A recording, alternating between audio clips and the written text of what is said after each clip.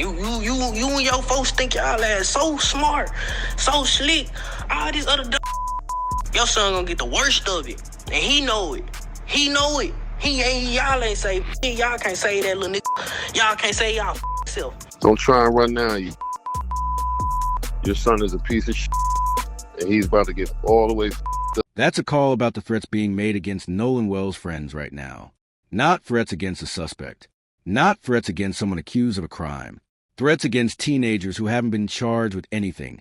In a case where nobody, not the sheriff, not the state medical examiner, not even an independent pathologist flown in from Washington, D.C., has determined a cause of death yet. That's the world this case is unfolding in right now. Real fear, real families on both sides, and still no actual answers. What you're about to watch is a full breakdown of exactly how we got here, from the moment Nolan went missing on Horn Island to where this investigation stands today. No cuts. No narration talking over it. Just a full explanation laid out from beginning to end. Before we get into it, I need 30 seconds of your time. This case has already survived one wave of misinformation, a viral photo that turned out to be from a completely different night, and now a second wave, fake claims about confessions and grand jury testimony that never happened. If you want a channel that slows down and gets it right instead of chasing whatever's trending, hit subscribe, tap the bell, and drop a like right now. It genuinely helps stories like this reach people who care about the truth over the noise, and it's the least we can do for a family still fighting just to get real answers. Okay, here's the full picture. Ben Crump, happy to have you, my man. Thank you, sir. Pleasure to be with you. Ah, man, it's a pleasure having you. I mean, it's so much I want to ask you. It's so much I want to get into. I know you're a busy guy, so I don't want to take up that much of your time. Nolan Wells, for the people that's unfamiliar with that case, can you break that down? Certainly. Nolan Wells was an 18-year-old black teenager who, on 4th of July, was celebrating with his friends, and he went out on Horn Island. He went with his 3 other friends, at least what we have in the photograph, and they were young white teenagers. He was the only black teenager, and somehow they all came back home safely on the 4th of July, but Nolan Wells did not come home. His mother, their families announced that he was missing. They were, out of their mind with concern. And then his body was found washed up on shore 2 days later, face down, dead. And so then everybody started to try to say, well, what happened? When you look at the videos, there were 300, 400 people out there. And what we've been saying, somebody knows something, somebody saw something. There was a young lady named Katie who said that, she was talking to Nolan, but then he got back on the boat with the people he came with, or got back on the boat with the boys. And the boys who were on the boat with him said, Nolan said he was going to stay behind with Katie, and that he was not going to go back with them. One of the things that has been bewildering is the fact that if he says he's going to stay behind, why doesn't an 18-year-old get their cell phone? If they're not going to go with the boat, why would they leave it with them? His mother, called his phone 3 times, got no answer after they started getting concerned.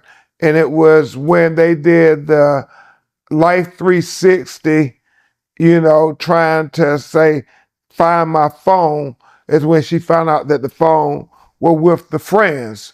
And so her friend went to get the phone.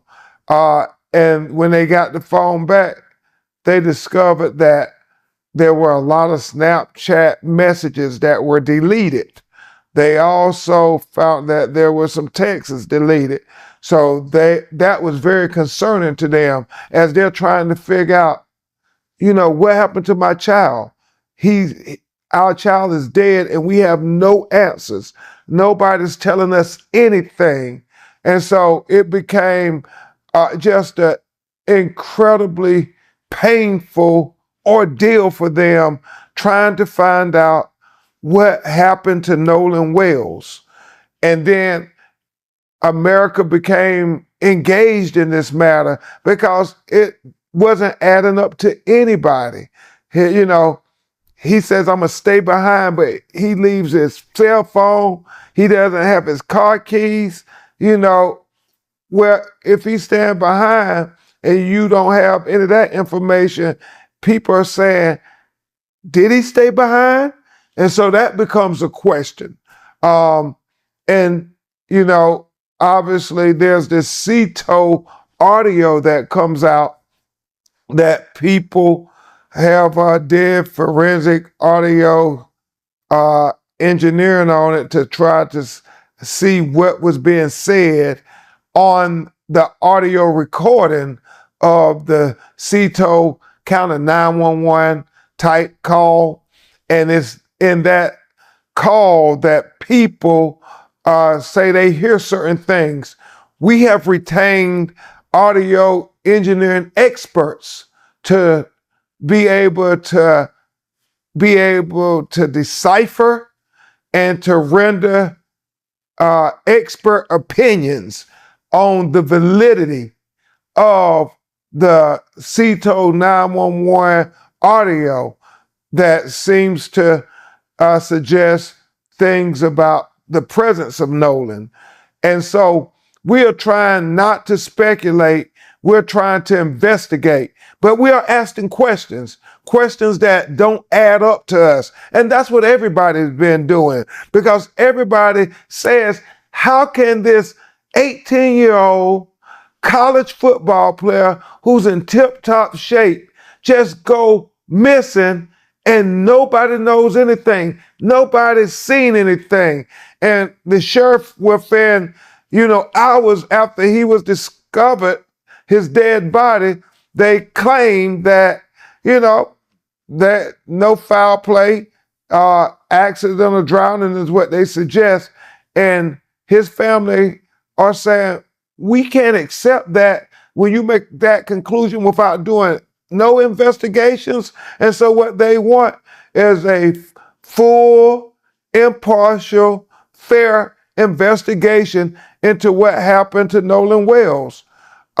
In our community, we see people investigate it very zealously. And so we want the same thing for our children. We want them to zealously investigate this matter, just as if they would if the roles were reversed. And that's what I think has people in the minority community saying, hold on, we want to know what's on everybody's phone. We want to know social media, because all of that could become very relevant information as to what happened to Nolan Wells. Correct me if I'm wrong, but the woman that Nolan was hanging out with when he was at the island, Katie, her sister, Gracie, came out and said that Nolan intended to go back to the mainland with his friends, right? Yeah, there seems to be a conflict in what they're saying. They said he stayed with the young lady. The young lady said no, he got back on the boat. And so, that seems to be one of the biggest issues that everybody is trying to figure out, as well as the independent autopsy where he had red discoloration at the back of his brain that was found in the second autopsy, and also the fact that the initial state medical examiner kept possession of Nolan Wells' throat, and we don't know why they did that. Our pathologist, Dr. Roger Mitchell, said when he was the chief medical examiner for the city of Washington, D.C., that they normally would do that it wasn't uncommon if they suspected that there might be some fracture or some compressions to the throat. So after y'all did the autopsy, from what you know, what do you believe that was on the back of his neck? We can't speculate. We know that we think Dr. Roger Mitchell should have the benefit of looking at all the autopsy notes and observations and photographs from the first autopsy, and then have, the state medical examiner be able to look at all of his notes from the second autopsy and try to work together to figure out what conclusions that they can draw from the autopsies, both of them.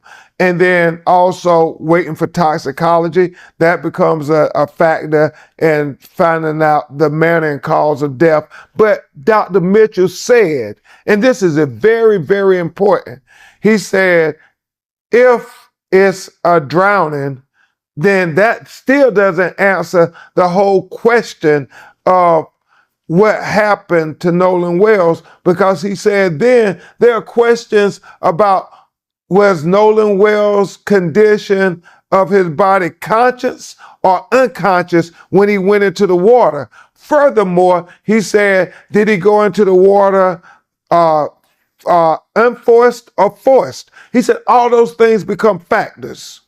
Makes a lot of sense. And I know his friend Warren Hudson, he came out with an interview where he made a statement about how Nolan, he was drinking liquor on the boat. You heard about that? Well, we don't know. We want the toxicology to come. We know when you hear the CETO audio call, it appears that there was some intoxication. But again, toxicology can tell us that. And people's firsthand eyewitness testimony can tell us that. We want answers. As I've said over and over again, I am for truth, no matter who it implicates or who it exonerates. I am for justice, no matter who it convicts or who it acquits. And I am certainly for transparency, so all of us can see and we can have trust in the system that this was a fair, impartial, and complete investigation. That's what everybody would want if this was their child. That's where this case actually stands right now, laid out in full, not the version that's been chopped up and spread around online. A boat's movements confirmed by satellite, a 911 call with an exact timestamp, two people giving opposite accounts of the same 5-minute conversation, a sheriff's department that's gone quiet publicly while claiming diligence privately, and now threats being made against teenagers who haven't been charged with anything. All of it, and still no cause of death. We're going to keep following this case until there's an actual answer, not a rumor, not a viral clip, an actual answer. If you want to be here when that happens, subscribe to Psychology of Crime. Tap the bell so you don't miss the next update, and tell us in the comments what you think is really going on here. We read every one of them.